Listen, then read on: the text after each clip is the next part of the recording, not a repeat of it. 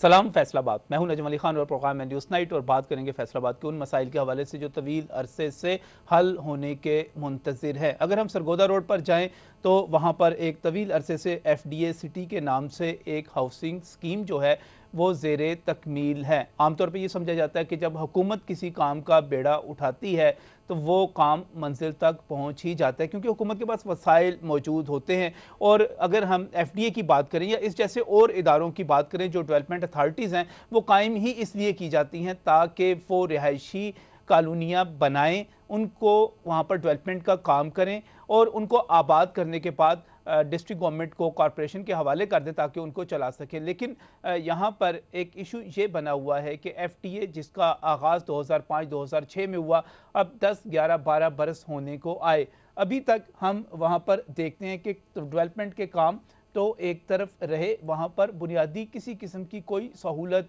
आबाद होने के लिए जितनी जितनी ज़रूरियात है उनमें से कुछ भी हमें नज़र नहीं आता। 10 साल गुजर गए, बिजली वो एक आध सेक्टर में एक आध जगह पर आपको नज़र आ जाएगी, इसके अलावा वो आपको कहीं नज़र नहीं आएगी। हालांकि बहुत सारे लोगों ने हमसे रब्ता किया और ये कहा कि जब ये स्कीम शुरू की गई थी 2005-2006 में और जब वहाँ पर प्लाट लिए गए थे तो वादा क्या किया गया था? वादा ये किया गया था कि बिजली, गैस, सीवरेज, पीने का पानी, पार्क्स, मार्केट्स और इसके साथ साथ जितनी भी दीगर सहूलियात हो सकती हैं, मसाजिद, वो तमाम की तमाम एक साल में मुकम्मल कर ली जाएंगी। इस दौरान शुरू में ये तो ज़रूर हुआ कि जो प्लाट जो था आपको 70-75 हज़ार रुपये मरला में मिला, उसकी कीमत 2-2.5 लाख रुपए तक भी गई, लेकिन उसके बाद ये काम रुक गया। वहाँ पर आबाद होने का ख्वाब जो था वो शर्मिंदा ताबीर नहीं हो सका। अब 10-12 बरस तो गुजर गए, सवाल ये है कि क्या इसको मुकम्मल होने के लिए एक सदी दरकार है? और अगर ये काम रुका हुआ है तो इसका जिम्मेदार कौन है? ये कोई साजिश है ताकि दूसरी हाउसिंग सोसाइटीज़ जितनी आपको इर्द गिर्द नज़र आती हैं वो कामयाब होती चली जाए और FDA सिटी आबाद ना हो सके, या ये कोई नाअहली है? इस पर बात करेंगे आज के प्रोग्राम में। मशकूर हूँ, यावर हुसैन साहब DG हैं FDA के, हमारे साथ इस वक्त मौजूद हैं और वो बिल्कुल तैयार है बताने के लिए कि क्या वजह क्या है इसमें ताख़ीर की। उसके साथ साथ मैं बहुत ही मशकूर हूँ शेख एजाज अहमद जो कि रुकन पंजाब असम्बली है हमारे फैसलाबाद से और उसके साथ साथ चेयरमैन है FDA के, और एक रुकन असम्बली को तो यकीनी तौर पर आवाम को ज़्यादा बेहतर तौर पर जवाबदेह होना चाहिए और उसको उनको एतमाद में भी लेना चाहिए कि क्या वजह है कि इस मनसूबे में ताख़ीर पर ताख़ीर होती चली जा रही है। इतनी अच्छी जगह, इतनी अच्छी लोकेशन। यावर साहब से थोड़ा सा मैं जानना चाहूँगा, DG हैं FDA के, और इस वक्त तमाम जो फाइलें, तमाम चीज़ें, तमाम रिकॉर्ड उनके पास मौजूद होना चाहिए। क्या क्या वजह कही जा सकती है इतनी ताख़ीर होने की यावर साहब? और इस FDA की नाकामी जो है इसको क्या समझे हम? ये कोई साजिश है कि दूसरी स्कीमें कामयाब हो जाएं, या ये नाअहली है कि हम बना ही नहीं सकते स्कीमें, सरकार बना ही नहीं सकती? क्या कहते हैं इस पर? खान साहब, मैं कोई आपका जो सवाल है उसका जवाब देने से पहले मैं गुजारिश करूंगा कि मुझे ज़रा FDA सिटी के हवाले से इसके बैकग्राउंड जो था, कॉन्टेक्स्ट था, उसके बारे में बात करने की इजाज़त दी जाए। जी जी फरमाएं। ताकि बात हमारी पूरी समझ में भी आ जाए। FDA सिटी जो है सितंबर 2006 में इसका PC1 मंजूर हुआ और उसके बाद इस पर काम होना शुरू हो गया। 2009-2010 तक जो काम है वो बिल्कुल अपनी जो उसकी स्पेसिफिकेशन थी और जो शेड्यूल था उसके मुताबिक इस पे कंस्ट्रक्शन का या सिविल वर्क जो है वो जारी था। 2009-10 में हुआ ये कि जो FDA के पास पैसे थे वो गवर्नमेंट ऑफ पंजाब ने अपनी जो बजटरी सपोर्ट है उसके लिए जो उस दौर में सारे ऑटोनमस इदारों के साथ इसी तरह हुआ था कि इनके जो फंड्स थे वो गवर्नमेंट ऑफ पंजाब के पास चले गए, जिसकी वजह से इनके पास वो पैसे जो 1.5-2 अरब के करीब थे और इतना ही तकरीबन वापडा का डिमांड नोटिस था, वो डिमांड नोटिस जमा करवाने के इनके पास पैसे नहीं रहे। उसके बाद वो पैसे वापस आए ज़रूर हैं, लेकिन वो पैसे किस्तों में आए और थोड़े थोड़े करके आए और वो इसी FDA सिटी के प्रोजेक्ट के ऊपर लगते गए। अब आप अगर FDA सिटी को देखें, और आपने ज़रूर दिखाया होगा, तो इसमें जो मिसिंग कंपोनेंट है, मैं ओरिजिनल एरिया के हवाले से बात कर रहा हूँ। ओरिजिनल एरिया कोई 1200 एकड़ पे मुश्तमिल है और इस पर तकरीबन सारी डेवलपमेंट कंप्लीट है सिवाय बिजली के। बिजली भी चेयरमैन साहब भी बैठे हैं, चेयरमैन साहब और मैंने बड़ी कोशिश करके पिछले एक साल में बहुत ज़्यादा लिटिगेशंस के बाद वापडा वालों के साथ बातचीत करके हम A1 और F1 जो हमारे सब सेक्टर हैं A एंड F ब्लॉक के, वहाँ पे बिजली लेके गए हैं। तकरीबन 2000 इस वक्त प्लॉट ऐसे हैं, 12000 टोटल प्लॉट्स में जहाँ तक बिजली चली गई है, और वहाँ पे कोई 10-12 घर भी इस वक्त बनने शुरू हो गए हैं। जो स्टक हुई हैं चीज़ें हैं वो मैं आपको पहले बता रहा था कि वापडा का जो डिमांड नोटिस जो 1.5 अरब के पास था, उसको जमा करवाने के FD के पास पैसे नहीं थे। अब जब से शेख साहब और मैं मिले हैं, हमने कोशिश की है कि इस चीज़ को जो स्टक हुई है इसको हम आगे लेके चलें। आगे लेके जाने के लिए हमने पूरा प्रोग्राम जो है वो फेस्को वालों के साथ मिल के बना लिया है। फेस्को वालों के साथ हम एक मेमोरेंडम ऑफ अंडरस्टैंडिंग जो है वो हम साइन करने जा रहे हैं, जिसकी रोज़ से वो हमें हमारा जो ओरिजिनल एरिया है और जो एक्सटेंशन एरिया है वहाँ पे हमें बिजली लगा के देंगे। और इसके अगेंस्ट FDA ने उनके साथ वादा कि वो उनको 1000 के करीब डेवलप प्लॉट्स जो हैं वो अपने एक्सटेंशन एरिया में देगा। ये हमारा जो MOU है ये तकरीबन तैयार है। हमारे बोर्ड ऑफ डायरेक्टर्स की मीटिंग जो है वो 9 या 10 तारीख को होने जा रही है इसी माह की, तो उसमें हम ये अपने बोर्ड के सामने पेश करेंगे, और बोर्ड अगर हमें अलाउ करता है तो हम वापडा के साथ इसे साइन करेंगे। और इसके ज़रिए ये एक वे फॉरवर्ड है, ये वे फॉरवर्ड है, और इसमें जो चीज़ स्टक हुई है पिछले 7-8 सालों से, इंशाल्लाह अगले 1-2 सालों में अब वो कमी पूरी करेंगे और वो बिजली वहाँ पर पहुँचाएँगे। सही, ये तो हो गया जी, ठीक है। आपने कहा कि जी MOU साइन हो जाएगा, बिजली जो है मेन मसला है, लेकिन अभी तो वहाँ पर बहुत सारा डेवलपमेंट का काम होने वाला बाकी है। अगर सिर्फ सड़कों की बात कीजिए, वहाँ पर आपको मार्केट्स बनानी है, वहाँ पर आपको मसाजिद बनानी है, वहाँ पर आपको पार्क्स बनाने हैं, आपको बहुत सारा काम बहुत सारे सेक्टर्स में अभी करना है। तो क्या उम्मीद रखें कि कब तक मुकम्मल होगा फिर ये काम? सिर्फ बिजली की बात तो नहीं है इसके साथ इसमें खान साहब ये है कि जो रिमेनिंग डेवलपमेंट है, जो हमारा ओरिजिनल एरिया जो मैं आपको बता रहा हूँ तकरीबन 1200 एकड़ है, उसमें जो रिमेनिंग जी 1200 एकड़ है। इसके अलावा और एरिया भी है जिसको हम एक्सटेंशन एरिया का नाम दे रहे हैं, और वो 600 एकड़ है। 600 एकड़ की तो एक्सटेंशन एरिया की सारी डेवलपमेंट बकाया है, और जो ओरिजिनल एरिया है इसमें बिजली के अलावा जो बाकी चीज़ रह गई है वो आप कह सकते हैं कि हमारे पार्क्स हमने डेवलप कर रहे हैं। हमारा जो डिस्पोजल स्टेशन जिसके सिविल वर्क वहाँ पे कंप्लीट हो गया, उसकी मशीनरी वगैरह लेके जानी है। और हमारी कुछ एरियाज़ ऐसे हैं, एक ऐसा सेक्टर है जिसको हम A2 सेक्टर कहते हैं, वहाँ पे अभी मालिकान ने हमें अपनी पूरी ज़मीन जो है वो वहाँ पे सरेंडर नहीं की। उनके साथ हमारी नेगोशिएशन चल रही है, वो तकरीबन 46 कनाल है इसी ये 1200 एकड़ के अंदर, उसकी डेवलपमेंट करनी है, लेकिन ये बहुत थोड़ा डेवलपमेंट का चंक है। और ये इंशाल्लाह हमने PC1 अपना जो है इसका रिवाइज़ किया है, उस रिवाइज PC1 की रो से हम इस पे काम इंशाल्लाह वो करना शुरू कर रहे हैं और जल्दी शुरू हो जाएगा। मैं थोड़ा सा प्रोपेगेंडे की तरफ जाता हूँ। अमूमी तौर पे ये कहा जाता है, मैं शेख एजाज साहब की तरफ भी जाना चाह रहा हूँ, लेकिन उससे पहले मुझे सिर्फ एक सवाल का जवाब दीजिएगा। ये कहा जाता है कि अमूमी तौर पर दूसरी हाउसिंग सोसाइटियों को कामयाब करने के लिए, इसकी लोकेशन देखें ना, सरगोदा रोड पर कितनी ज़बरदस्त लोकेशन है, बाकी हाउसिंग सोसाइटियों को कामयाब करने के लिए जानबूझकर FTO को नाकाम बनाया गया, FDA सिटी को, ताकि दूसरी जो है हाउसिंग स्कीमें कामयाब हो जाए। इस किस्म के प्रोपेगेंडे को किस तरह लेते हैं, इस तरह के इल्ज़ामात को किस तरह लेते हैं आप?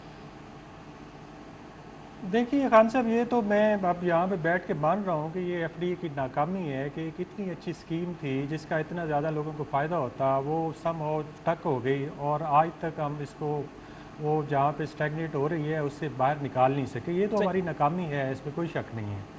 और जहाँ तक ये प्रोपेगेंडा की बात है, जब एक नाकामी हो तो आपको पता है वो यतीम होती है, उस पर आप कोई भी इल्ज़ाम लगा लें तो वो इल्ज़ाम जो है वो बिल्कुल उस पर लग नहीं जाते हैं। शेख साहब की तरफ चलता हूं। पॉजिटिव बात करने के मूड में हूँ कि एक वे फॉरवर्ड हमारे पास है, और उस वे फॉरवर्ड के तहत इंशाल्लाह हम इसको अगले 2 सालों में कंप्लीट कर लेंगे। अच्छा, लेकिन ये जो वे फॉरवर्ड है इसमें आपका बोर्ड ऑफ डायरेक्टर तो चले मानता है या नहीं मानता, ये मान जाता है, इसमें फेस्को जो है वो मान चुका हुआ है, वो एग्री कर चुका हुआ है, उसकी तरफ से अप्रूवल आ चुकी हुई है कि आप 1000 प्लाट उनको दे दें?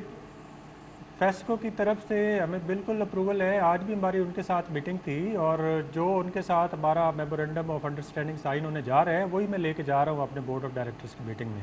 सही, तो फेस्को अब मान चुका है, शुक्र है फेस्को मान चुका है, और बोर्ड ऑफ डायरेक्टर्स को मनाना जो है आपको ये कामयाबी की तरफ जाने के लिए ज़रूरी है। मैं शेख साहब की तरफ जाना चाह रहा हूँ। शेख साहब, मुझे बड़ा अजीब सा महसूस हो रहा है, पंजाब हुकूमत की जिम्मेदारी होनी चाहिए कि वो अपने मनसूबों को कामयाब बनाए।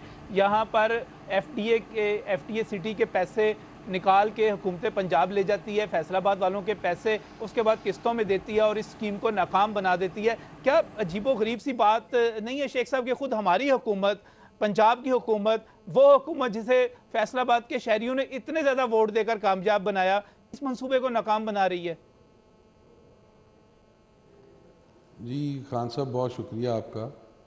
मैं इसमें थोड़ी सी तस्हीह करना चाहूँगा कि जी। जो हुकूमत उस वक़्त हमारी नहीं थी, जब इस अच्छा। मंसूबे से जो है वो पैसे निकाले गए हैं। और दूसरी बात ये है कि जिस तरह यावर साहब ने 2008 बड़ी डिटेल में आपको 2008 2009 में शेख साहब पहले दोस्त मोहम्मद खोसा वजीर आला बने, फिर शहबाज शरीफ वजीर आला बने। किसकी बात कर रहे हैं आपको, किस किस हुकूमत की बात कर रहे हैं? चौधरी परवेज राय साहब की हुकूमत ने इस पे पैसे निकाले थे? नहीं, आप इन पैसों की बात कर रहे हैं जो गवर्नमेंट ऑफ पंजाब ने किसी हवाले से लिए थे। जी जी, अभी अभी अभी यावर साहब बता रहे थे ना कि 2009-10 तक तो मामला बिल्कुल ठीक चल रहे थे, लेकिन मामला वहां पर जी जाकर जी। खराब हुआ जब हुकूमत पंजाब ने पैसे निकाल लिए। हाँ नहीं, ये देखें, गवर्नमेंट के जो अरेंजमेंट्स होते हैं उसमें सम टाइम किसी ऐसी इमरजेंसी की सूरत में जो है वो ये एक सेल्फ अरेंजमेंट करने पड़ते हैं गवर्नमेंट्स को, अच्छा। गवर्नमेंट चलाने के लिए। अब अगर वो पैसे गए थे तो वो पैसे वापस भी आ गए हैं। अगर हम इसके फेलियर को सिर्फ गवर्नमेंट ऑफ पंजाब का फेलियर कहेंगे तो ये मैं समझता हूँ जस्टिफाइड नहीं होगा। आप देखें ना, 2006 की स्कीम जो है, अगर नजम वली साहब वो 2008 तक या 9 तक भी नहीं बनी, सही। तो इसका मतलब ये हुआ कि जो स्पेसिफिक पीरियड था उसमें डिपार्टमेंट जो है वो बतौर डिपार्टमेंट उसमें जो है वो डिलीवर करने में नाकाम रहा। अच्छा। अच्छा, अब आपका ये आज का मैं आपका मशकूर भी हूँ कि बड़ा बर्निंग इशू है जिसके ऊपर आप ये प्रोग्राम कर रहे हैं, और आपका जो टिल्ट है या आपका जो रुझान है इस प्रोग्राम का, ओबियसली वो इसी तरफ है जिस तरफ किसी भी गवर्नमेंट का हो सकता है कि आप हमें बतौर गवर्नमेंट एक यानी आईना दिखाना चाह रहे हैं कि जी आप देखें कि आपकी गवर्नमेंट के होते हुए ये काम नहीं हो रहा। दूसरी तरफ आप लोगों के ज़ख्मों के ऊपर मरहम रखना चाह रहे हैं, जिन्होंने बड़े बेचारों ने मुशक्क़त मेहनत करके अपने पैसों से एक घर का ख्वाब देखा था। सही। सही। आप यकीन माने कि मैं तो नजम भाई उस वक़्त से ही स्टार्ट करूंगा जब से मैंने ये चार्ज अज्यूम किया था। मैंने दिसंबर, गालबन 27 दिसंबर को मैंने चार्ज अज्यूम किया था। कुछ साल, सवा साल का अरसा हुआ है मुझे बतौर चेयरमैन यहाँ पर अपने फ़राइज़ सरअंजाम चले, देते इस हुए। दौरान क्या जो ही आप मैंने बेहतरी कर रहे हैं? शेख साहब, मुझे यहाँ पर एक ब्रेक पर जाना है, ब्रेक से वापस आता हूँ, तो मैं आप ही से शुरू करूंगा कि यकीनी तौर पर मेरा मकसद सिर्फ ये है कि हुकूमत जो है इसका नोटिस ले। मेरा मकसद शेख साहब सिर्फ ये कि लोगों को तवील अरसे से जो घर बनाने के लिए वहाँ पर इन्वेस्टमेंट करके बैठे हुए हैं, सोच कर बैठे हुए हैं कि यहाँ पर 1200 एकड़ पर हमें घर मिलेंगे, उसके बाद मजीद 600 एकड़ का ख्वाब भी दिखाया गया। वो ख्वाब कब पूरे होंगे, किस तरह पूरे होंगे? यावर साहब जिस मसले के हल की बात कर रहे हैं, हुकूमत उनको किस हद तक सपोर्ट दे सकती है? लेकिन यहां पर एक ब्रेक।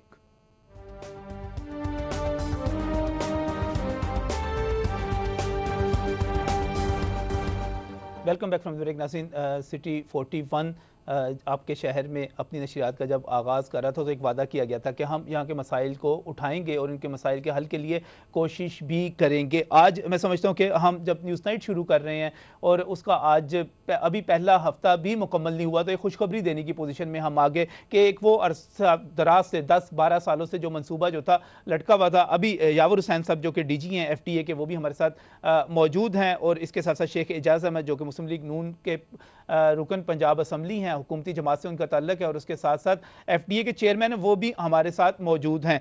तो एक खुशखबरी आ गई, एक MOU साइन हो सकता है, उसकी प्रपोजल मौजूद है, बोर्ड ऑफ डायरेक्टर्स के सामने जाएगा, फेस्को उसको अप्रूव कर चुका है, उसकी तरफ से अप्रूवल है कि 1000 प्लाट उनको दे दिए जाएं और बिजली का कनेक्शन ले लिया जाए। शेख एजाज साहब की तरफ जाना चाह रहा हूं। शेख साहब, आप कह रहे थे कि आपको साल सवा साल हुआ और उसके बाद जो पेशरफ्त हुई थोड़ी सी उसके बारे में थोड़ा सा हमें भी बता दें, फैसलाबाद के शहरियों को भी बता दें, और इस फार्मूले के बारे में बता दें कि इस पर इम्प्लीमेंटेशन के लिए आप क्या रोल प्ले कर सकते हैं, हुकूमत क्या रोल प्ले कर सकती है? जी बहुत शुक्रिया। जब आप वक्फे पे जा रहे थे तो मैंने कहा था, शायद नाजरीन ने सुना हो कि जी जब वक्फे से वापस आते हैं तो इंशाल्लाह खुशखबरी भी सुनाते हैं और बाकी बात भी करते हैं। सही। अच्छा, मैं इस बात को भी तस्लीम करता हूँ कि जब से सिटी 41 बतौर चैनल फैसलाबाद में इन्होंने आगाज़ किया है तो बेहतरी आ रही है डिपार्टमेंट्स की जो है कारकर्दगी के हवाले से भी, ताकि वो समझते हैं कि ये डेली बेसिस के ऊपर हमें ऑनलाइन करेंगे तो ये चीज़ें फिर बेहतरी की तरफ जा रही हैं। इसके लिए भी मैं आपके चैनल का मशकूर हूँ। शुक्रिया। अच्छा, दूसरी बात आपने एफडीए के हवाले से की, उसमें जब मैंने चार्ज रिज्यूम किया तो मैंने जब स्टाफ से मीटिंग ली तो उसके बाद हमने कुछ एरिया जो हैं उनको आइडेंटिफाई किया कि जी कौन कौन से हमारे प्रायोरिटीज़ एरिया हैं। हमारी जो फर्स्ट प्रायोरिटी थी, दीगर जो इश्यूज़ थे उनके साथ साथ, वो थी एफडीए सिटी का जो चैलेंज था। जी। जैसे आप स्टोरी कर रहे हैं कि जी 11 साल से या 10 साल से नहीं बन पा रही थी, उसमें मैंने एफ़र्ट की और यावर साहब को भी मैं इस हवाले से मुबारकबाद पेश करता हूँ कि बड़े एनर्जेटिक हैं माशाल्लाह, यंग हैं। इन्होंने भी साथ मिलके जो है बतौर डीजी वो we were on one page और इसके ऊपर हमने एफ़र्ट की और उस एफ़र्ट का नतीजा ये निकला कि हमने ना सिर्फ वापडा से जो है ए और एफ़ ब्लॉक में जो है वो बिजली ले ली, बल्कि 26 मिलियन का जो है वो लागत से वहाँ पर जो पानी की सप्लाई थी, जो ड्रिंकेबल वाटर था, वासा से हमने वो भी उसका दे दिया और उसका बाकायदा इफ्तिताह हो चुका है। उसकी ब्रांच लाइनें जो हैं वो भी बिछ रही हैं। अब दो मेजर कंपोनेंट थे हमारे किसी भी एक सेक्टर को आबाद करने के लिए, कितने बड़े रकबे को आबाद करने के लिए, वहाँ पर लोगों को अट्रैक्ट करने के लिए कि कम से कम जब वो अपना मकान बनाना चाहें, घर बनाना चाहें, तो उनको बिजली भी वहाँ पर हो और वहाँ पर पानी भी हो। दोनों सहूलतें आ गई। उसके बाद हमने नजम साहब लोगों को ये पैगाम दिए, उनके घरों में लेटर लिखे, उनको टेलीफोनिक कॉल्स की। हमने कहा जी आप आएँ। हमने अपना स्टाफ जो था वो शहरियों की सहूलत के लिए वहाँ पर जो हमारा ऑफिस है एफडीए सिटी में, वहाँ पे शिफ्ट कर दिया। हमने वहाँ पर वन विंडो जो है उसका आगाज़ कर दिया। मैं वीकेंड शेख साहब मुझे ये बताइएगा कि ये जो फार्मूला है अब इस पर अमल दरामद हो सकता है, कितने फीसद आपको इम्कान नजर आ रहे हैं कि इसके जरिए कामयाबी मिलेगी? अब कब तक प्रैक्टिकल से थोड़ा सा हमें बता दें कब तक ये हो जाएगा? जी प्रैक्टिकल इंशाल्लाह ताला ये हमने अभी जो है वो हम एजेंडा आइटम्स जो हैं वो तय कर रहे थे बैठ के, जो वर्किंग पेपर था वो तैयार हो रहा था। गवर्निंग बॉडी का इजलास जो है वो मैंने तलब कर लिया है और वो टेंटेटिवली इंशाल्लाह 9 और 11 तारीख के दरमियान आ रहा है। सही। वो वापडा के साथ हमारी निगोशिएशन जो है वो मुकम्मल हो चुकी हैं। सही। और मैंने आज खुद टेलीफोन करके जो है वो चेयरमैन फेस्को का शुक्रिया अदा किया है और इंशाल्लाह ताला आइंदा इजलास में जो है वो इसकी बोर्ड ऑफ गवर्नर से मंजूरी ले ली जाएगी और मंजूरी लेते ही वहाँ से हम जो है वो डिमांड नोटिस जो है वो हमें जारी कर दिया जाएगा। हम उसके पैसे जमा कराएंगे और हमारी ये बहुत बड़ी जिम्मेदारी है। आपकी कामयाबी होगी जी, कामयाबी बहुत बड़ी मैं थोड़ा सा यावर साहब की तरफ दोबारा जाना चाह रहा हूँ। यावर साहब मुझे एक चीज़ बताइएगा कि अगर एफटीए जो है, एफटीए भी मेरा इदारा है, हमारे पैसों से चलता है, अगर एफटीए 1000 प्लाट जो है फेस्को को दे देता है तो ये कोई घाटे का सौदा तो नहीं होगा? इसके नतीजे में एफटीए को खसारे, कोई बहुत बड़े खसारे का, या पहले से जिन लोगों को अलाटमेंट की गई है, जो लोग मलकियत मालकाना हकूक वहाँ पे रखते हैं, उनके मालकाना हकूक तो मुतासर नहीं होंगे इनसे कि ये आप एक्सटेंशन में देंगे? ये क्या फार्मूला बनाया गया इसका? जी ज़रूर नजम भाई, पहले तो मैं ज़रा पिछले 1 साल का हिसाब दे दूँ। आपने शेख साहब से पूछा है तो चूँकि मैं एडमिनिस्ट्रेशन में हूँ तो मेरी जिम्मेदारी है कि मैं आपको बताऊँ कि 1 साल का क्या हिसाब है। नजम भाई, जो हमारी बदकिस्मती है वो ये है कि एफटीए के पास जब पैसे नहीं थे पूरे उस डिमांड नोटिस को जमा करवाने के, जो कोई 1.5 अरब के पास बनता है, सही, तो एफडीए ने पार्ट जो है इलेक्ट्रिफिकेशन के लिए थोड़े थोड़े करके पैसे जमा करवाए। तकरीबन 13 करोड़ हमारे पैसे जो हैं वो फेस्को के पास जमा थे। लेकिन हमारे ही बाज़ कोई जो मुआशरे के लोग होते हैं उन्होंने जाके पिछले 2 सालों से इस पर स्टे ऑर्डर लिया हुआ था और वो वहाँ पे बिजली नहीं लगने दे रहे थे। शेख साहब ने और मैंने मिलके वो एक लीगल बैटल हमने लड़ी है, हाई कोर्ट में भी, यहाँ पे सिविल कोर्ट्स में भी, और बड़ी मुश्किल से हमने वो जो 100 कार्ड वो स्टे ऑर्डर्स थे वो ख़त्म करवाए हैं, जिसकी वजह से अभी जो शेख साहब बता रहे थे कि A1 और F1 सेक्टर सब सेक्टर्स में तकरीबन 2000 प्लॉट्स जो बनते हैं हम बिजली लेके जाने में कामयाब हुए हैं। सही सही। इसके अलावा वहाँ पे एक टिब्बा कॉलोनी थी जिस पे कोई 100 घर थे माइनॉरिटीज़ के और इस तरह के लोगों के, जिस तरह कच्ची बस्ती होती है या मकबूजा जगह होती है उस तरह की चीज़ थी जो बिल्कुल सेंटर में थी FDA सिटी के। वो हमने उनके साथ, लोगों के साथ, ऑक्यूपेंट्स के साथ बड़े कामयाब मुज़ाकरात करके बड़े पुरअमन तरीके से उनको एक अल्टरनेट जगह पे लेके गए हैं और वो कुछ 100 घर हमने शिफ्ट करवाए हैं और वहाँ पे इस वक्त जो है वो डेवलपमेंट का काम जो है जारी है। इसी तरह एक पॉकेट जो है वो A2 पॉकेट जो मैंने आपको बताई थी, जहाँ पे कोई 9 मालकान थे जिनके पास कोई 150 कनाल के करीब ज़मीन थी सही। और वो भी हमें जो है अपनी ज़मीन सरेंडर नहीं कर रहे थे। उन मालकान के साथ हमारी नेगोशिएशंस हमने की और बड़ी मुश्किल से उनको राज़ी किया। उनमें से 50% राज़ी भी हो गए हैं। अब सिर्फ 40 या 50 कनाल ऐसी हैं जो एक्वायर होने से रह गई हैं, बाकी सारी हमने उनसे एक्वायर कर ली। चलें चलें, मैं मेरा सवाल जो था बुनियादी तौर पे जो अब मैं इसको कंक्लूड करने की तरफ जा रहा था यार साहब, मेरा आपका जी 1000 प्लाट जो दिए जाएंगे वो कहाँ से दिए जाएंगे? 1000 प्लाट मैं कह रहा हूँ कि हमारा जो जी नजम भाई, हमारा जो एक्सटेंशन एरिया है जो मैंने आपको बताया है कि तकरीबन 600 एकड़ पे है जी, वहाँ पे हमारी जो टाउन प्लानिंग हमने की है वहाँ पे कुछ 4500 प्लॉट्स वहाँ पे बनते हैं। सही। तो 4500 प्लॉट्स में वो जगह भी ऐसी है, हमने 30% जो है लोगों को एक्सटेंशन एग्जेम्पशन जो है एरिया देना होता है कि अगर आप लैंडलॉर्ड हैं तो आप जो ज़मीन देंगे उसके 30% मैं आपको डेवलप प्लॉट की शक्ल में दूंगा। तो हमारे पास वहाँ पे एम्पल जगह है, वहाँ पे लोगों से हम एक्वायर कर रहे हैं जगह और उनको जब मैं बिल्कुल जी बिल्कुल, बहुत बहुत शुक्रिया यावर साहब, बहुत बहुत शुक्रिया। मैं ज़रा शेख साहब से एक वादा लेना चाह रहा हूँ कि सियासतदान जो होते हैं अमूमी तौर पे इलेक्शन के हवाले से वादे करते हैं कि अगले इलेक्शन तक हम ये कर देंगे, हम वो कर देंगे। तो अब तो इलेक्शन में भी बहुत ज़्यादा शेख साहब वक्त नहीं रह गया। मैं ये उम्मीद रखूँ कि अगले इंतखाबात से पहले पहले ये मामला हल हो जाएगा, वहाँ घर आबाद हो जाएंगे। FDA सिटी जो आबाद नहीं हो पा रहा था 10-12 सालों से, वो अगले इंतखाबात से पहले पहले वहाँ पर मामला क्लियर हो चुका होगा। जी इंशाल्लाह नजम भाई, मैं आपके चैनल के तवस्सुत से जितने हमारे व्यूअर्स ये बात सुन रहे हैं उनमें अलॉटी भी होंगे हमारे FDA में। सही।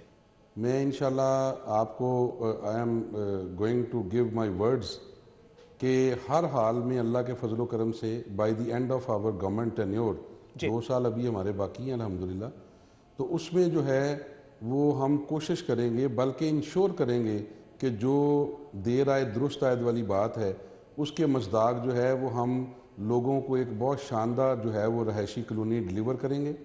और तमाम जो पिछली बातें थीं वो लोगों से हम फ़ोन पे भी कह रहे हैं कि जी आप आएँ, घर बनाना शुरू करें। और अभी मैं यावर साहब से बात कर रहा था कि हम सितंबर के एंड पे या मिड ऑफ सितंबर वहाँ पर एक उन अलॉटीज़ की फैमिलीज़ का एक फेस्टिवल भी करने जा रहे हैं, जिसमें बच्चे भी होंगे वहाँ पर। जी हम शामिल होंगे शेख साहब उस फेस्टिवल में, हम भी शामिल होंगे, हम भी आपको मुबारकबाद देंगे। अगस्त के बाद सितंबर कोई बहुत ज़्यादा दूर नहीं है। कोशिश कीजिए कि जो आपकी 9 अगस्त को और 11 अगस्त को आप जो मीटिंग करने जा रहे हैं उसमें इसको फाइनल करें और बहुत बड़ी खुशखबरी दें। मेरे लिए तो बहुत बड़ी खुशखबरी है। बहुत बहुत शुक्रिया शेख साहब वक्त देने के लिए, इस कमिटमेंट को देने के लिए, और यावर साहब बहुत बहुत शुक्रिया इस पॉजिटिव कंट्रीब्यूशन के लिए। तवील अरसे से रुका हुआ काम 1.5 साल में आप इसको लेकर चल रहे हैं। सीवरेज का मसला, पानी की लाइनें बिछाने का मसला, मुझे उम्मीद है कि काम तेज़ी के साथ होगा और हम दोबारा भी आपको ज़हमत देंगे इस पर। मैं एक मरतबा फिर आपका शुक्रिया अदा करता हूँ और हम प्रोग्राम में इस वक्त एक ब्रेक की तरफ जा रहे हैं। ब्रेक से वापस आएंगे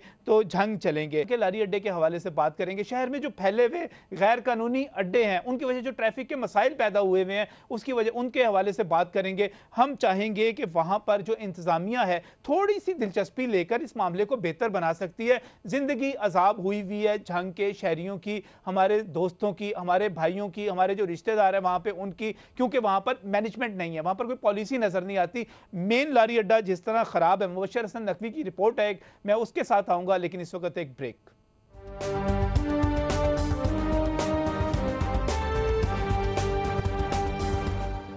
नाज़रीन, बहुत बड़ी खुशखबरी, एक तवील अरसे से जो काम रुका हुआ था FDA सिटी में, वो तमाम अलॉटीज़, वो तमाम लोग जिन्होंने इन्वेस्टमेंट की हुई है, वो तमाम लोग जो वहाँ पर घर बनाना चाहते हैं, उनके लिए खुशखबरी बिल्कुल सामने आ गई। बहुत जल्द इस पर फैसला होने जा रहा है। 9 तारीख और 11 तारीख को यकीनी तौर पर हमारा पूरा टीम, रिपोर्टिंग टीम भी मौजूद होगी और इसको कवर भी करेगी, इस इजलास को, और कोशिश करेगी कि जो भी ताज़ा तरीन खबर है वो आप तक फ़ौरन पहुँचाई जाए। इससे पहले कि हम झंग की तरफ चले, वहाँ के लारी अड्डे की बात करें, हमारे रिपोर्टर रमज़ान मिर्ज़ा जो हैं इस वक्त वहाँ पर मौजूद हैं FDA सिटी के बाहर, और उनके साथ मैं इस खबर को शेयर भी करना चाह रहा हूँ। जब हम ये प्रोग्राम रिकॉर्ड कर रहे हैं तो वहाँ पर उनकी मौजूदगी, उनके साथ कुछ मुतासरीन भी हैं, और मैं उनको यहाँ पर शुरू में ये खुशखबरी देना चाह रहा हूँ कि एक फार्मूला तय पा गया और उस फार्मूले के मुताबिक ये मसला हल होने जा रहा है। लेकिन जो ताख़ीर हुई उसके बारे में वो क्या कहते हैं, अब वहाँ पर वो क्या समझते हैं कि काम को कितना तेज़ करना होगा। जी रमज़ान।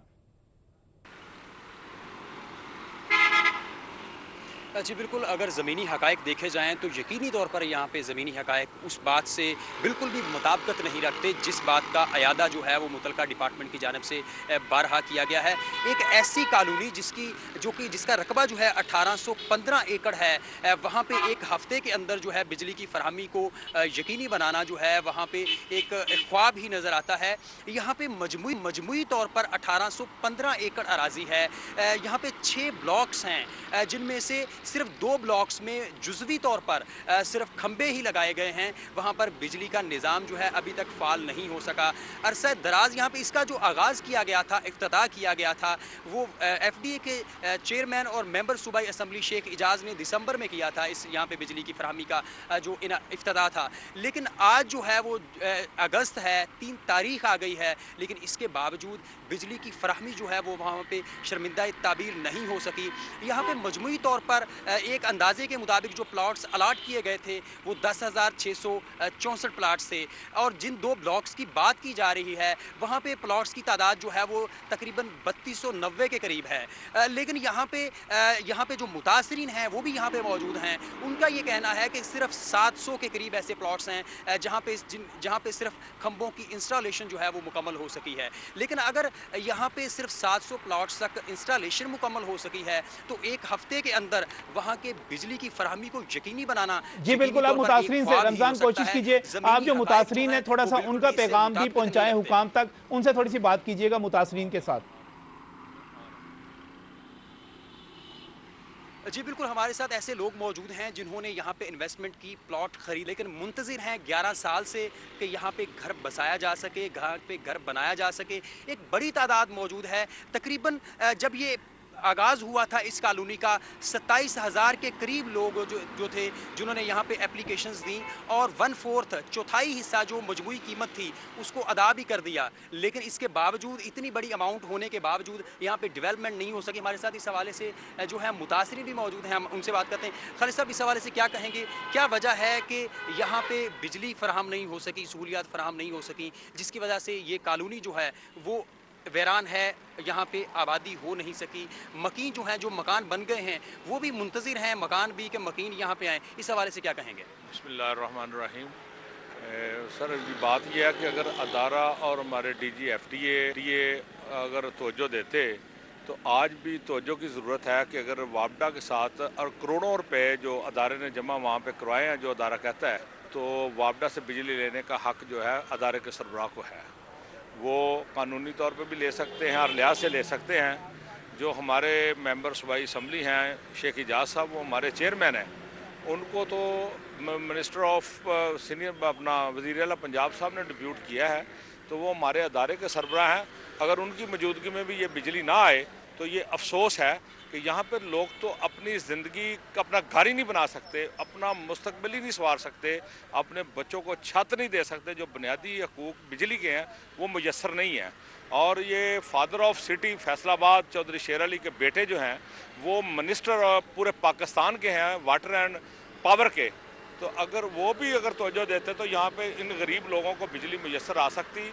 आज भी अगर बिजली मिल जाए तो जो लोग बेघर हैं वो आज अपना घर अपनी ज़िंदगी में बना सकते हैं। अगर ये तवज्जो ना देंगे तो वो बेघर लोग जो हैं वो दुनिया से ऐसे ही रुखसत हो जाएंगे जैसे वो बेचारे आए थे या नहीं आए थे। जी बिल्कुल, आपने इनका इस हवाले से मौक़िफ़ सुना कि वो शहर जहाँ पे जो मिनिस्टर पावर जो हैं और वाटर जो हैं उनका ताल्लुक है, वहीं से एक बड़ी कॉलोनी जो है वो जो सरकार की कॉलोनी है, हुकूमती कॉलोनी है, वहाँ पे बिजली की जी फराहमी जो है इसी मसले को रमज़ान हल करने के लिए हम कोशिश कर रहे हैं। बहुत बहुत शुक्रिया आपका इस तमाम फीडबैक के लिए। और हम यही खुशखबरी सुनाना चाह रहे हैं कि तवील अरसे से जो काम रुका हुआ था वो अब मुकम्मल होने जा रहा है। शेख एजाज साहब वादा कर रहे हैं कि सितंबर में यहाँ पर एक फैमिली फेस्टिवल भी होगा, मालकान अपनी फैमिली के साथ यहाँ पर आएंगे भी, और यहाँ पर जो फार्मूला तय किया गया है, मैं एक मरतबा फिर आपको और पूरे फैसलाबाद के अपने शहरियों को बताना चाहता हूँ कि फार्मूला ये तय किया गया है। यावर अली साहब इसकी बता रहे थे कि 1000 प्लाट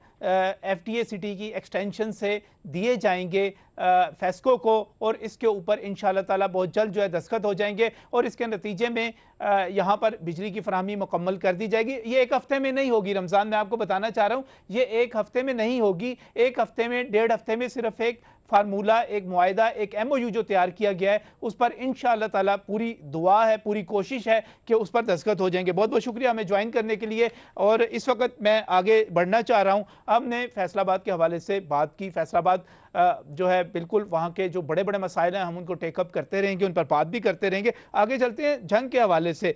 ज़िला झंग हमारा इतना बड़ा ज़िला, इतने जिंदा दिल लोग, इतने कोऑपरेटिव, इतने मोहब्बत करने वाले लोग, और मसाइल इतने ज़्यादा। अब आदिवाल चौक के करीब हमारा जो मरकज़ी अड्डा है, लारी अड्डा है, वो लारी अड्डा अगर फ़ाल होता, वहाँ पर अगर बसें वहीं से चलती तो पूरे शहर में एक जो बेहंगम सी ट्रैफिक है उसकी वजह से, और बसों की वजह से, और ट्रैफिक की वजह से, और लारी ये जो गैर कानूनी अड्डे बने हुए हैं उनकी वजह से ट्रैफिक ब्लॉक ना रहती, मसाइल ना पैदा होते।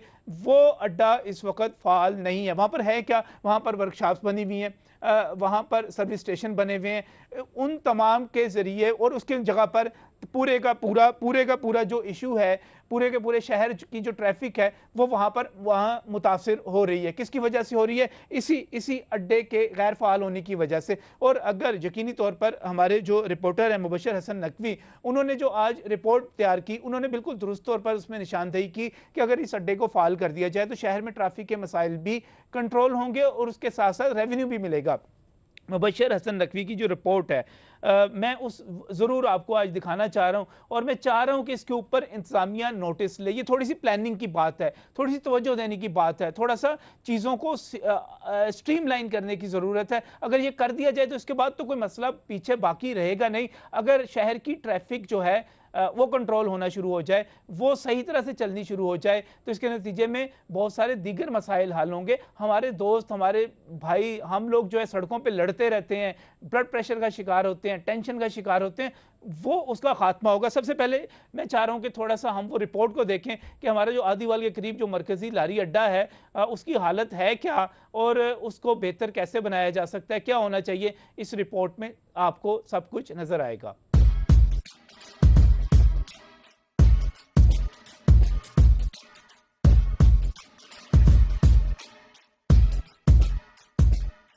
झंग का लारी अड्डा आदिवाल चौक के करीब कायम है। रकबे के एतबार से इसका शुमार पंजाब के बड़े लारी अड्डों में किया जाता है। किसी दौर में मुल्क के हर शहर को जाने के लिए इसी अड्डे को इस्तेमाल किया जाता था। इंतजामिया की अदम तवज्जुही के बायस तमाम शहरों को जाने वाली गाड़ियों के अड्डे अब शहर में मुंतकिल हो गए हैं और लारी अड्डा अब सिर्फ वर्कशॉप, सर्विस स्टेशन और बसों के हेड ऑफिस के तौर पर ही इस्तेमाल हो रहा है। हमारे मसाइल हैं, गाड़ियाँ यहाँ अयूब चौक वाली गाड़ियाँ यहाँ आएँ तो हमारा कारोबार बढ़े। इसके दाखिली और खारजी रास्ते बंद किए हुए हैं। वहाँ उन्होंने खुदाई की हुई है, वो खुदाई में वो पाइप डाल नहीं रहे, कई सालों से खुदाई कर रहे हैं, वो पाइप नहीं डले अभी तक, सीवरेज का निज़ाम नहीं सही हो रहा है। लारी अड्डे के गैर फाल होने से शहर में जगह जगह गैर कानूनी अड्डे कायम हो गए हैं जो ट्रैफिक की रवानिंग में मसाइल का सबब बन रहे हैं। लारी अड्डे के फाल होने से न सिर्फ शहर में बढ़ता हुआ ट्रैफिक का मसला हल हो सकता है बल्कि टैक्स की मद में ज़िलाई इंतजामिया की आमदन में भी इजाफा हो सकता है। यहाँ कारोबार नहीं है, गंदगी बहुत है और पानी का निज़ाम नहीं है, कारोबार बिल्कुल भी नहीं, मच्छर बहुत है यहाँ पे, गंदगी बहुत है। ते लारी अड्डे इत्थे आन नहीं रहे, बसां इत्थे नहीं आ रही, वेले खलोते हैं, कारोबार कोई नहीं, ठप होए पे न। असी गरीब आदमी हैं, साडा कोई पुरसाने हाल नहीं। हुकूमत की थोड़ी सी तवज्जो से लारी अड्डे को दोबारा आबाद किया जा सकता है और झंग की आवाम को पेश आने वाले ट्रैफिक जाम के मसले को हल करके उनकी मुश्किलात में कमी लाई जा सकती है। कैमरामैन बाबर अली के साथ मुबशर हसन नकवी, सिटी 41, झंग। जी, मुबशर हसन नकवी की आपने रिपोर्ट देखी और मुबशर हसन नकवी इस वक्त हमारे साथ मौजूद भी हैं। मैं उनकी तरफ जाऊंगा और मैं जानना चाहूँगा मुबशर, इस वक्त जो सूरत हाल है, अयूब चौक शहर के, झंग शहर के बिल्कुल हमारे शहर के बीच में मौजूद है और उस वहाँ से निकलने वाली ट्रैफिक जो है पूरे शहर की ट्रैफिक को वो बसें जो है मुतासर करती हैं। जगह जगह गैर कानूनी अड्डे बने हुए हैं। तो अगर हम सेक्रेटरी RTA से बात कर लें, मलिक ताहिर से बात कर लें, दूसरों से कर लें, तो वो क्या कहते हैं कि अगर इस अड्डे को फाल बनाया जाए, यहाँ से बाकी शहरों को तमाम जो है लाहौर जाने वाली, मुल्तान जाने वाली, हर जगह जाने वाली ट्रैफिक यहाँ से जाए, तो वो क्या कहते हैं इस पर, क्यों नहीं इसको फाल करते? जी बिल्कुल नजम भाई, ये जो झंग के अड्डे हैं, ये इसके हवाले से अगर बात की जाए तो 15 गैर कानूनी जो अड्डे हैं वो झंग शहर के वस्त में अयूब चौक पर जो है वो कायम किए गए हैं, लेकिन आज तक कोई भी इसके खिलाफ कोई एक्शन नहीं ले सका है, जिसकी वजह से ये है कि यहाँ पर ट्रैफिक का जो निज़ाम है अक्सर यहाँ पर दरम भरम रहता है और लोगों को शदीद मुश्किलात का सामना भी करना पड़ता है। अक्सर औकात यहाँ पर ट्रैफिक फंस जाने के बायस एम्बुलेंस जो है 1122 की गाड़ियाँ फंस जाती हैं। इससे हमारी बात हुई है RT सेक्रेटरी का, तो उनका यही कहना है कि उन्होंने अदद बार इन तमाम अड्डों के जो मालकान हैं उनको नोटिस भिजवाए हैं, लेकिन कोई उनकी बात सुनने को तैयार ही नहीं है। अगर इसी हवाले से बात की जाए तो TMA को इसी मद में जो है वो रोजाना जो सालाना 8 करोड़ रुपए का नुकसान जो है बर्दाश्त करना पड़ रहा है, क्योंकि जो झंग में जनरल बस स्टैंड कायम किया गया है वहाँ पे सिर्फ जो TMA सिर्फ 3 लाख रुपए सालाना जो है रेवेन्यू इकट्ठा कर पा रही है। अगर ये लारी अड्डा जो झंग का जनरल बस स्टैंड है इसको फॉल कर दिया जाए तो इससे ना सिर्फ जो है वो रेवेन्यू में इजाफा होगा बल्कि आवाम की मुश्किलात में खासी कमी वाक़ होगी। जी, और अगर मैं बाकी शहर के हम हवाले से बात करें कि ये तमाम लोड भी तो उधर से कम हो जाएगा ना, शहर की तरफ से जितनी बसें शहर के अंदर अयूब चौक तक पहुंचती हैं, इधर से आदिवाल से लिंक रोड से निकलेंगी और मेन रोड्स पे चली जाएंगी सारी की सारी, और शहर में जो ट्रैफिक का मसला भी हल हो जाएगा। जी बिल्कुल, जो है झंग में जो लिंक रोड बनाया गया है वो आदिवाल चौक के बिल्कुल ही करीब वाक़ है। अगर हमने चिनौट जाने की बात करें तो इसी लिंक रोड पर चढ़े तो ना हमारा इस पर टाइम बच जाएगा बल्कि ट्रैफिक का बर्डन कम होगा। इसी तरह फैसलाबाद रोड, भक्खर रोड और दीगर जो अपने इलाकों में जाना है तो वो लिंक रोड के थ्रू अगर जाएंगे तो ट्रैफिक जो हैवी ट्रैफिक है उसका दबाव इन तमाम रोडों पर बढ़ जाएगा, इन सड़कों में बढ़ जाएगा, जिससे जो शहर में जो ट्रैफिक मेन गुजर रही है, हैवी ट्रैफिक गुजर रही है, उससे खासा जो है फ़र्क पड़ेगा और आवाम की मुश्किलात में कमी वाक़ हो जाएगी। इससे ना सिर्फ अगर ये अड्डे यहाँ पर मुंतकिल हो जाए तो यहाँ पर जो हज़ारों लोग हैं उनका रोजगार भी व्यवस्था है, वो तमाम जो लोग यहाँ पे मुंतकिल हो जाएंगे उनके जो रोजगार में भी इजाफा होगा। जी बहुत बहुत शुक्रिया, बहुत बहुत शुक्रिया मुबशर। इस सिलसिले में हम यकीनी तौर पे आवाज़ भी उठाते रहेंगे और कोशिश करेंगे कि ये जो एक अजीबोगरीब मौक़िफ़ सामने आया कि हम नोटिस जारी कर देते हैं और नोटिस के जवाब में कोई इसको सुनता नहीं है, किसी भी हुकूमत का और किसी भी हुकूमती अफसर का ये रवैया नहीं होना चाहिए। अगर वो अपने अहकाम पर अमल दरामद नहीं करा सकते तो यकीनी तौर पर उनको अपना होना चाहिए और वो मान लेना चाहिए कि वो नाकाम हो चुके हैं। मैं समझता हूँ कि झंग में इस वक्त ट्रैफिक का इशू जो है वाकई इस वक्त संगीन होता चला जा रहा है। उसकी बहुत बड़ी वजह यहाँ पर हमारे यही अड्डे हैं जिनको हम आदिवाल चौक में लारी अड्डे पर मुंतकिल कर सकते हैं। और मैं तो ये समझता हूँ कि हमारा झंग का जो अड्डा है लाहौर के बाद सबसे बड़ा लारी अड्डा समझा जाता है और इसको अगर फाल कर दिया जाए यहाँ पर और वसाइल के अगर यहाँ पे हमने जनरेट करें तो इसको बिल्कुल किया जा सकता है। इस पर हम करते रहेंगे इंशाल्लाह ताला। इमरान तारिक हमारे रिपोर्टर, उन्होंने भी इस पर एक स्पेशल रिपोर्ट बनाई, वो भी हमारे आज सिटी 41 पर सारा दिन हम उसको चलाते भी रहे, दिखाते भी रहे, इस इशू को हाईलाइट भी करते रहे कि गैर कानूनी अड्डों की वजह से क्या पैदा होते हैं। बहुत बहुत शुक्रिया मुबशर इस चीज़ को हाईलाइट करने के लिए, इस मसले को हल करने के लिए हम वक्तन फ़ौक्तन आवाज़ उठाते रहेंगे। और इस वक्त जो है मुझे एक ब्रेक पर जाना है, ब्रेक से वापस आऊँगा तो एक और इशू हमारे साथ होगा। हम चनियोट जाएंगे। चनियोट में बारिश का जो पानी है सेम नाला से बाहर निकल आया है, 200 से ज़ायद घर जो हैं वहाँ पर वो मुतासिर हो गए हैं, कई किलोमीटर अराजी जो है वो ज़ेरे आब आ गई है, लेकिन लोग इंतज़ामिया के मुंतज़र बैठे हुए हैं कि वहाँ पर कोई मदद उनको पहुँचे। घरों से जो सामान निकाला जा रहा है वो सारे का सारा खुद अपनी मदद आपके तहत निकाला जा रहा है। वहाँ पर क्यों लोग नहीं पहुँच रही, इंतज़ामिया क्यों नहीं पहुँच रहे, और क्या हर तरफ जब तक वज़ीर आला पंजाब शहबाज शरीफ किसी मामले का नोटिस नहीं लेंगे, चाहे वो चनियोट हो, चाहे वो फैसलाबाद हो, चाहे वो झंग हो और चाहे वो लाहौर हो, कोई भी शहर हो, उस वक्त तक मामले को क्यों नहीं हल किया जाता? इस पर बात करेंगे लेकिन इस ब्रेक के बाद।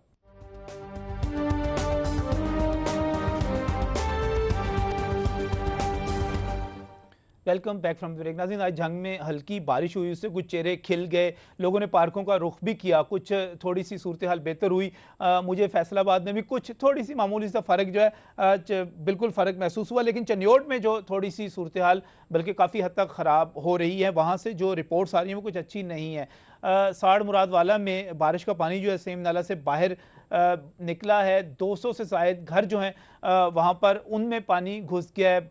कई किलोमीटर पे हमारी जो अराजी है उसको ज़ेरे आब ले आया है और वहाँ पे लोग जो हैं अपने घरों से सामान निकाल रहे हैं। मेरे पास जो अब तक रिपोर्ट है जो हमें हमारे वहाँ पर रिपोर्टर मुदस्सर हुसैन कासमी जो इस वक्त मेरे साथ वहाँ से चनियोड़ से बिल्कुल लाइव मौजूद हैं, उनसे भी मैं बात करने जा रहा हूँ और उनसे भी पूछने जा रहा हूँ कि ये सारी सूरत हाल है क्यों। भगड़ा कॉलोनी की बात कर ली जाए, अपना सामान उठाकर लोग किस तरह मुंतकिल हो रहे हैं, पानी की सूरत हाल है क्या, इंतजामिया मदद के लिए क्यों नहीं पहुंच रही। मैं मुदस्सर इन तमाम सवालों के जवाब क्या हैं और लोगों की मदद क्यों नहीं हो रही, वहां पर कोई इनका पुरसाने हाल क्यों नहीं है।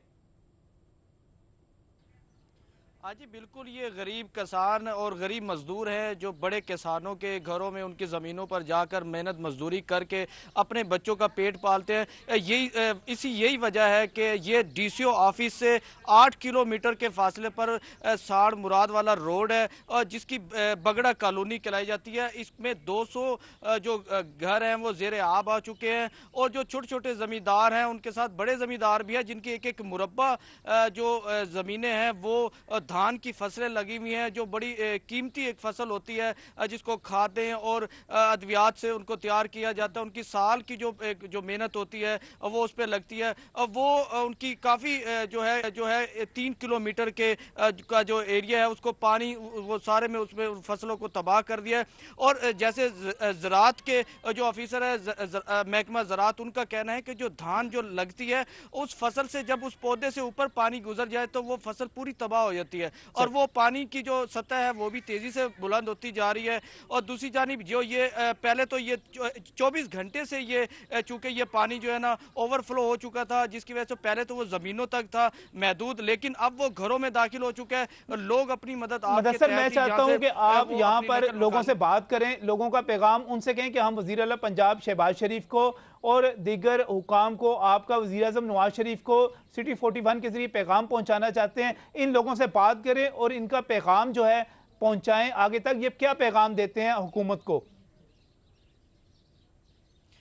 हाँ जी, मैं उनसे बात करने की कोशिश करता हूँ। ये हमारे साथ इलाका मकीन है। अच्छा, ये आप 24 हो गए, आपके घरों में पानी दाखिल हो चुका है और आप सुबह 10 बजे से लेके अब शाम हो गई है, रात हो रही है और किसी भी एहलकार ने कोई आपसे रब्ता किया, तो आप इस हवाले से क्या कहना चाहेंगे?